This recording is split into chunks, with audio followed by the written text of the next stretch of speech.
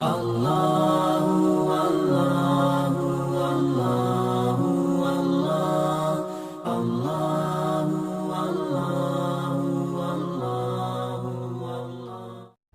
کے بڑے فیصلے ہیں شادی. اب لوگ اکٹھے پڑھتے ہو لڑکے لڑکیاں. اپنی شادی کے فیصلے خود نہ کرو، اپنے ماں باپ کے حوالے کرو. اس میں شرافت بھی ہے، اس میں برکت بھی ہے، اس میں رحمت بھی ہے، اور اس میں والدین کی دعائیں بھی ہیں. کورٹ میرج کو ہوا نہ دو. Boyfriend girlfriend culture ہمارا نہیں ہے. میرے نبی کے طریقے میں مرد اور عورت کا صرف نکاح سے تعلق ہے، اس کے علاوہ سب جہنم کی آگ ہے.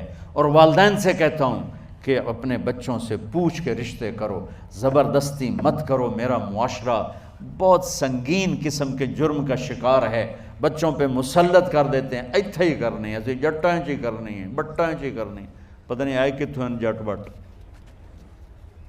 چلو تم ناراض نہ ہو، راجپوتیں چی کرنی. میں راجپوت ہوں، میں اپنی قوم کو بھی رگڑ دیتا ہوں. راجپوتیں چی کرنی، اگاں کرنی ہی کوئی نہیں. یہ ظلم و ستم اولاد پہ مت کرو. اپنی بچی سے پوچھو، اگر بیٹی ہاں کرے تو پھر قدم اٹھاؤ. اگر بیٹی کہہ دے میں نہیں کرنا چاہتی تو وہ نافرمان نہیں ہے. اللہ کے واسطے میری سنو. صرف تم نہیں سن رہے ہو، اس کیمرے سے لاکھوں کروڑوں لوگ سن رہے ہیں. اگر بیٹا یوں کہہ دے کہ ابا میں نے یہاں شادی نہیں کرنی، میرا جی نہیں چاہتا ہے، تو وہ بیٹا نافرمان نہیں ہے، فرما بردار ہے. اس نے شریعت کا حق استعمال کیا ہے. اب ایسا ظلم مت کرو کہ نہیں اتھے ہی کرنی ہے، اتھے گھروں نکل جا.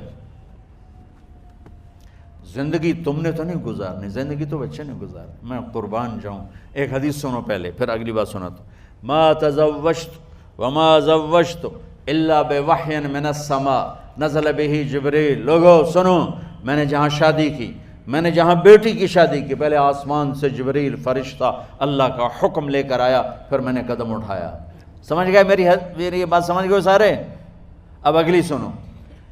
حضرت علی فاطمہ کا رشتہ لینے آ گئے، اور جبریل ان سے پہلے آ گئے کہ یا رسول اللہ فاطمہ علی کے لیے ہے. باپ محمد مصطفیٰ جیسا ہے، رشتہ مانگنے والا علی جیسا ہے، اور بیٹی فاطمہ جیسی ہے. اور آپ پوچھتے ہیں علی کیسے آئے؟ وہ شرم کی وجہ سے کچھ کہہ نہ سکے، چپ. آپ کو تو پتہ تھا. آپ نے فرمایا فاطمہ کے رشتے کے لیے آئے ہو؟ کہا جی. تو جبریل تنال بیٹھا ہوا ہے کہ یا رسول اللہ اتھے ہی کرنا ہے. آپ نے ہاں نہیں کی، آپ نے کہا انشاءاللہ، اور یہ کہہ کر اٹھ گئے.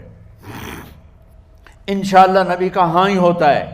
لیکن جبریل کے آنے کے باوجود اور اللہ کے کہنے کے باوجود میرے نبی کو بھی پتہ ہے کہ یہ رشتہ یہاں کاتب تقدیر نے لکھ دیا ہے، لیکن امت کو سبق سکھانے کے لیے آپ گھر تشریف لے گئے. بیٹی فاطمہ کہ جی یا رسول اللہ. کہا علی کا رشتہ آیا ہے، میں ہاں کر دوں؟ سبحان اللہ. میں اپنے دیہاتی بچیوں پہ مجھے رونا آ گیا کہ جنہیں پتہ ہی نہیں ہوتا سانو کہیں نال بندے پہ جانور ہے یا انسان ہے. علی جیسا داماد، چلو علی کو چھوڑو، فاطمہ کو چھوڑو، جبریل آیا بیٹھا ہے، جبریل آیا بیٹھا ہے. اس کے بعد فاطمہ سے پوچھنے کی کیا بات؟ جبریل آ کر کہہ رہا یا رسول اللہ، اللہ کہہ رہا فاطمہ علی کے لیے ہے اور علی فاطمہ کے لیے ہے، اور پھر آپ کہتے ہیں بیٹی فاطمہ ہاں کر دو. ہماری تو آج کی بیٹیاں انکار نہیں کرتی، چپ کر کے گاں ماش طرح بن چھڑ دین کلے نال.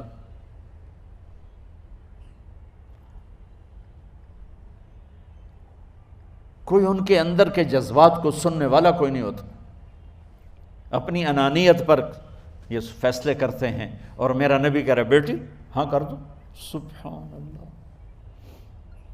آپ کا کیا خیال ہے فاطمہ نے انکار کرنا تھا؟ یہ تو یہ بیٹیاں نہیں انکار کرتی تو فاطمہ نے کہاں کرنا تھا؟ لیکن یہ سبق دینا تھا ان والدین کو جو نادانی میں نادانی کے فیصلے کر کے اولاد کو ہمیشہ ایک ٹھنڈی آگ میں دھکا دے دیتے ہیں. حضرت فاطمہ رضی اللہ تعالیٰ عنہا نے جب ہاں کی پھر آپ باہر نکلے. اچھا مزے کا واقعہ ہو. حضرت علی اٹھ کے باہر نکلے تو صحابہ باہر کھڑے انتظار کر رہے تھے کہ کیا ہوا۔ حضرت علی کو بھیجنے والے تھے عبد الرحمن بن عوف۔ پہلے ابو بکر گئے تو آپ نے انکار کر دیا، عمر گئے رشتہ مانگا، آپ نے انکار کر دیا۔ عبد الرحمن بن عوف نے علی سے کہا آپ جائیں، آپ کا رشتہ رد نہیں ہوگا۔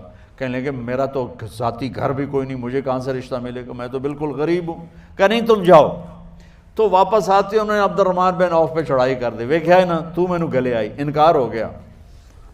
تو صحابہ نے پوچھا کیا ہوا؟ کہا کچھ کہا ہی نہیں، چپ کر کے اٹھ گئے۔ تو عبد الرحمن بن عوف کہنے لگے کچھ بولے صحیح، کہ بس اتنا کہا انشاءاللہ، کہا تو مبارک ہو، نبی کا انشاءاللہ ہاں ہوتا ہے۔ کہا اچھا، تو اتنے میں آپ باہر تشریف لے۔ کہا علی، کہا جی، کہا لو بلاؤ، لوگوں کو بلاؤ۔ ساری مسجد بھر گئی، آپ کی ساری مسجد فل ہو گئی۔ آپ ممبر پہ کھڑے ہوئے علی کو سامنے بٹھایا، کہا لوگو یہ جبریل میرے پاس اللہ کا پیغام لائے ہیں کہ میں فاطمہ بنت محمد کا نکاح علی بن ابی طالب کے ساتھ کر دوں۔ پھر آپ نے خطبہ پڑھا اور کہا کہ علی، ہائے ہائے ہائے، میں نے فاطمہ بنت محمد کو 400 درہم مہر کے عوض تیرے نکاح میں دیا، تو نے قبول کیا؟ حضرت علی نے زور سے نعرہ لگایا میں نے قبول کیا، اور سجدے میں چلے گئے، اللہ کا شکر کا سجدہ ادا کیا۔ پھر میرے نبی نے وہیں سارے مجمع کو شہد کا شربت پلایا اور تازہ کھجوریں کھلائیں۔ اور پھر جب رخصتی ہوئی تو آپ نے حضرت علی سے فرمایا کہ آپ آ کے لے جاؤ۔ پھر آپ نے حضرت ام سلمہ، حضرت حفصہ اور جناب حضرت عائشہ رضی اللہ تعالیٰ عنہ، ان تینوں کو بلا کر فرمایا تمہیں پتہ ہے نا مجھے فاطمہ سے کتنا پیار ہے، تو تم فاطمہ کو دلہن بناؤ، اس کی تیاری کرواؤ، اسے دلہن بناؤ۔ تو ان تینوں نے حضرت فاطمہ کو دلہن بنایا۔ پھر آپ نے حضرت علی کو پیغام بھجوایا، وہ تشریف لائے، اپنی اونٹنی لے کر آئے، حضرت عقیل ساتھ ہے، سلمان فارسی ساتھ ہے، اور دروازے پر اونٹنی بٹھائی، آپ علی کو اندر لے گئے اور یوں فاطمہ کا ہاتھ پکڑ کے علی کے ہاتھ میں دے کر فرمایا علی تمہیں نبی کی بیٹی مبارک۔ سبحان۔ پھر آپ نے کہا میری بیٹی فاطمہ، مجھے اپنے خاندان میں جو سب سے زیادہ محبوب تھا میں نے تیرا ہاتھ اس کے ہاتھ میں دے دیا ہے۔